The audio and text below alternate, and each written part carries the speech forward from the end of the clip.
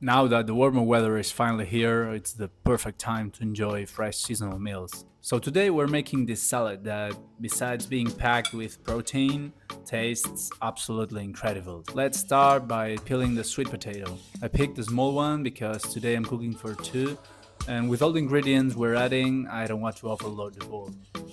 Even then, we're only going to use half of it. I bought this cutter a few days ago, and look how nice these little cubes turn out. They actually remind me of those tiny fried potato cubes we used to eat with friends after school. Anyway, cut the sweet potato into small cubes and cook it in the air fryer or oven at 180 degrees for about 15 minutes, until nicely golden. While that's cooking, let's get ahead with the rest of the prep. Grab a bowl and add the salmon. I've already cut mine before filming, so everything was ready to go. But this is where you'd normally dice it up and start the marinade. Cut half a lemon and squeeze it in. I never really measured, just enough to give it that fresh citrus flavor. Do the same with the lime, then add freshly ground black pepper, EVOO always, and a little mustard. Any mustard works, but personally I love whole grain mustard. Mix everything well and leave it covered in the fridge while we prepare the remaining ingredients. If you're enjoying the video so far, don't forget to leave a like and let me know in the comments if there's an ingredient you'd add to this salad. Now let's move on to the chickpeas. Grab a can of cooked chickpeas and add a little salt.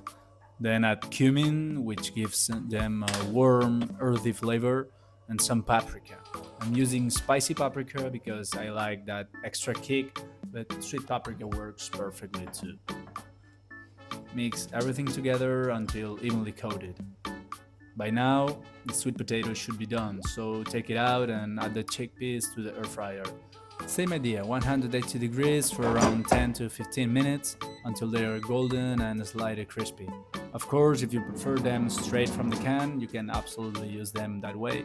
They're delicious either way, but I personally love the toasted flavor. Now for what is probably my favorite ingredient in the entire recipe, pickled red onion. Slice the onion into thin rings, nothing fancy, just try not to make them too thick. Add them to a bowl and cover with water. To bring out all the flavor and color, add some white wine vinegar, a pinch of salt, and a pinch of sugar.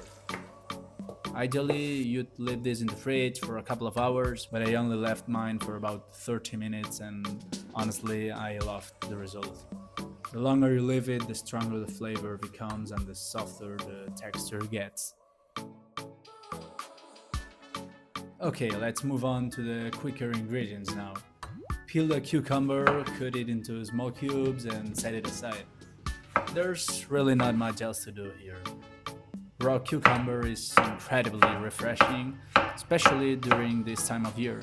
Personally, I absolutely love it in all recipes like this. The tomatoes don't need much preparation either. Simply cut them in half. I'm using a little trick here because I'm preparing quite a few at once, but honestly there's nothing complicated about it. Now add some extra virgin olive oil, EVOO always, black pepper, which for me is a must, and a little salt. Then set them aside for later. Right, if the pickled red onion was important, now comes the part that takes this dish from an 8.5 to a solid 9.5, the vinaigrette. Let's be honest, every good dish needs a little extra something. This is exactly the kind of boost we're looking for. There's really no secret to it. In this case, I'm using the mustard jar with whatever is left at the bottom. As you can see, there isn't much left. It's a great way to use every last bit. Add some extra virgin olive oil, salt and black pepper again. And that's pretty much it. As you can see, we're not introducing any completely new flavors here. Everything stays in line with the ingredients we've already used, so the whole dish remains balanced. Give it a good shake and let it rest for a few minutes, and we are ready to go. If you've made it this far, all that's left is the final assembly. Let's start adding all the ingredients we've prepared. Personally, I like keeping the greens at the bottom of the bowl, but to be honest, everything gets mixed together in the end anyway. We'll start layering everything in. As you can see, we're getting a combination of colors and textures that's seriously impressive. Anyway, thanks for making it this far. I'll leave you with this final shot so the video looks a little bit professional. But thanks for watching. If you enjoyed it, leave a like, drop a comment if you'd like to see more recipes, or just let me know your thoughts. I'd love to read them all. See you next time. Adios.